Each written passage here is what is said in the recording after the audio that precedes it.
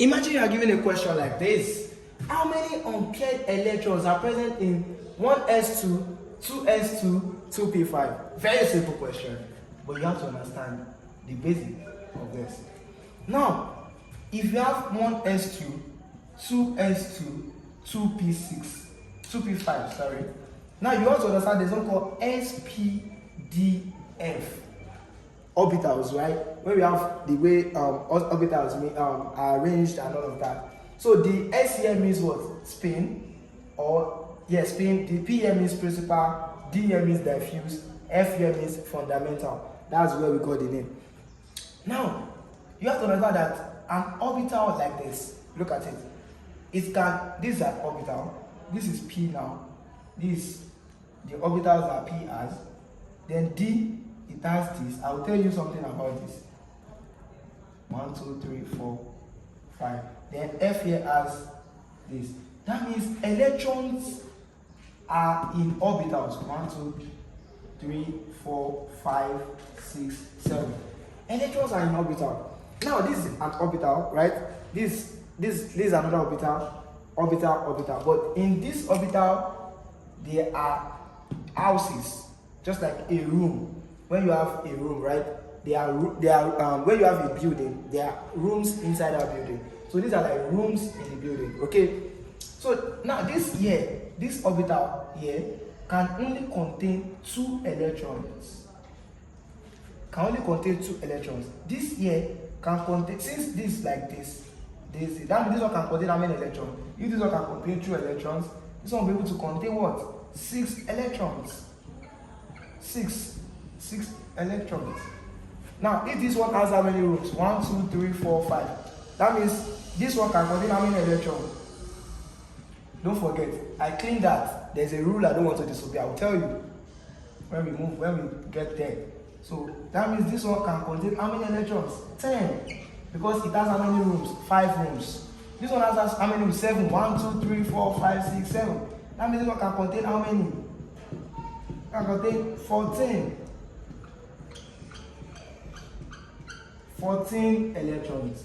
There's one thing my friend taught me that time, and I still remember. He said, if this is 2, just add 4 to this. This will be 6. Add 4 to this. This will be 10. Add 4 to this will be 14. That's what he taught me then. She taught me, so I still remember that thing that she said. So this is this. Now, there are different shapes of this particular S orbital, P orbital, D orbital, F orbital. I just told you what this means. I will still talk about when you talk about the shape, the dumbbell, the double dumbbell shape, the complex and everything. When we talk about, I will still teach you electrons and electronic configuration and everything very well. But I just want you to know this. That means this is S orbital, and this is P orbital. That means here, for this question now, that means I can tell you that this is one S, another S, which is 2S, then another 2P. Don't forget, sometimes I don't want to have, this is PX, PY, PZ. It's because I'm not teaching, I'm not going into detail like that. So take note of this. That means one S, I told you it can contain, the maximum it can contain is what? 2. The maximum P can contain is what? 6. The maximum this one can contain is 10. The maximum this one can contain is what? 14. So one S can contain how many? 2. That's why this one S2 here. These are electrons. 1, 2. Now, how many can this one contain? 2. 1, 2. This one can contain 6, but it's containing how many? 5. 1, 2, 3. Now, the other 5 will now come 1, 2. Right? So that means this is 5. 1, 2, 3, 4, 5. So how many? These are paired. 1, 2 is a pair. It's also a pair. A pair. A pair. But this one is not paired. So how many unpaired electrons do we have in 1s2, 2s2, 2p5? Is just one unpaired electron. When I ask you how many paired electrons do we have? This is paired 1, another paired 2, another paired 3, another paired 4. So the answer would have been 4 if this thing is not unpaired, it is paired. Take note of that. Now, this is very, very important. I have to tell you, there are 3 rules that govern this concept of electrons and orbitals. And the first rule is what? Ohm's rule of maximum multiplicity. Ohm's rule of maximum multiplicity. What is he saying? He's saying that in filling electrons in their orbitals, Electrons are filled singly before pairing occur. Look at what happened. Let's say I have this. Because they used to ask that which rule did you disobey? You know, if you observe when I was doing this, when I wanted to write the 2p5, you know, this is 1s2. I mean, this is just like this. When I wanted to fill this, I did not do like this. So if I ask you now, let's say I have this, they will not ask you, which rule did you disobey? You've disobeyed this one now, this first filling, disobeyed Ohm's rule of maximum multiplicity. It disobeyed Ohm's rule. Why? It did not fill it singly. This is px, this is py, and this is pz. It did not fill it singly before pairing occur. So this whole thing has disobeyed what rule? Ohm's rule. Because you are not supposed to fill this, you are not supposed to pair them. This is the way you're supposed to do it. This is 4. Sorry, let me change this to 4. What I did is this. This is 4. Now, I can do 5 too. I just wanted to know something. Now, that means what I'm supposed to do is this. Yes, exactly. This is good. Why? Because I first fill it singly, right? Before I now pair this. So this is 4. This is the way it should be. But if you do this, you have disobeyed Ohm's rule. So this disobeyed Ohm's rule. Take note. So the correct one is that side. This is the correct version. 1 singly, then pairing. So this is correct. Take note of that. Okay, take note of that. Ohm's rule. Now the second rule is what we call Albert principle. The way I used to remember this thing is that Albert deals with energy. I will tell you because there's something you need to know here. Please take note. I hope you understand this already. Now, let me now go to Albert principle. Albert principle. I like this guy because he says something that is real, but people don't know that what the guy is saying is making sense. This is what he's saying. If you have 1s, 2s, and 2p, 3s, 3p, and 3d, 4s, 4p, 4d, and 4f. I don't know why people used to miss this thing. It's SPDF, Abi. These are the orbitals, SPDF. 1 is 1s, so only 1 is going to just fill it.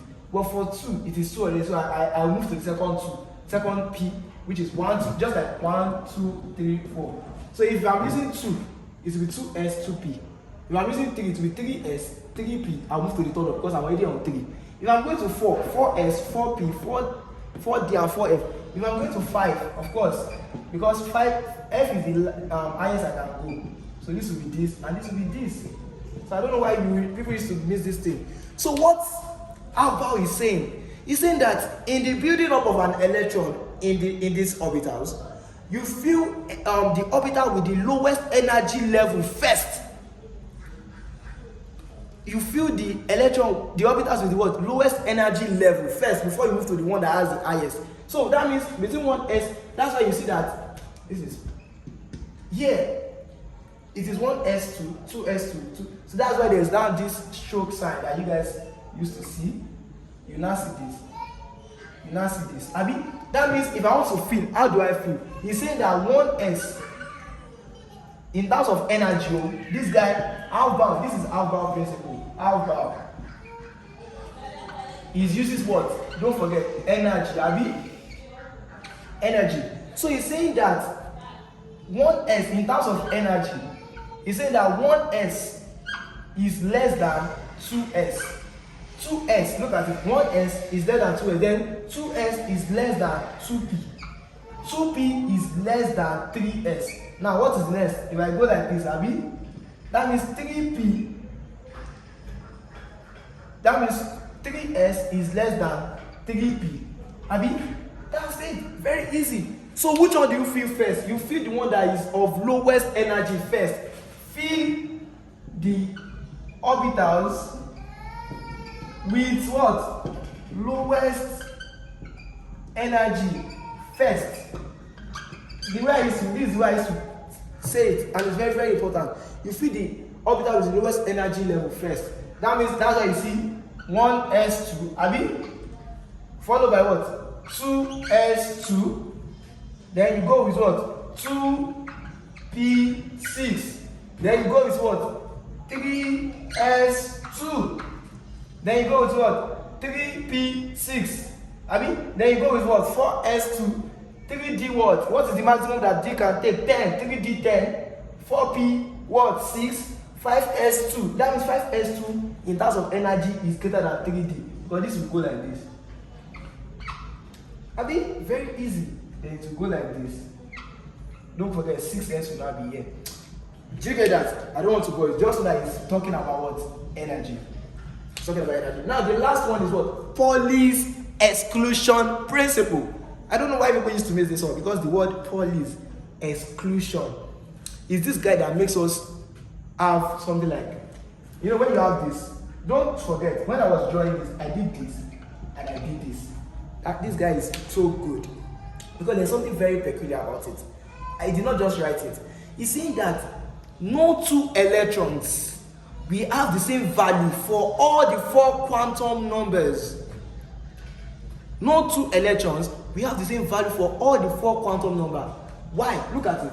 He's saying that if this guy is going clockwise, the other must go anti-clockwise. That's why you see the concept of plus half or minus half. Because if they are in one x, for instance, they can have the same principal, they can have the same azimuthal, they can have the same magnetic. But when they get to spin, you know, there are 4 quantum numbers: the principal, the azimuthal, the magnetic, and the what? And the spin. So when they get to spin, they will change, because look at the way this one spin. It spin clockwise and this one spin anti-clockwise. So if you want to like go look at the way clock moves, you know, this way it's going. Do you get it? So it's just spinning. They are not talking about clockwise and anti-clockwise. So they're saying that no two electrons. So electron that is here now, look at the is in one room.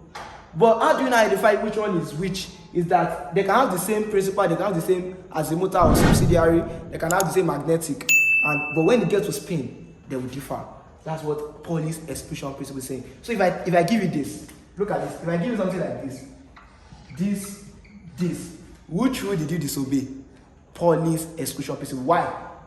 There's no, two of them are facing the same direction, and that means this one will have the same value for all the 4 quantum numbers, which is wrong.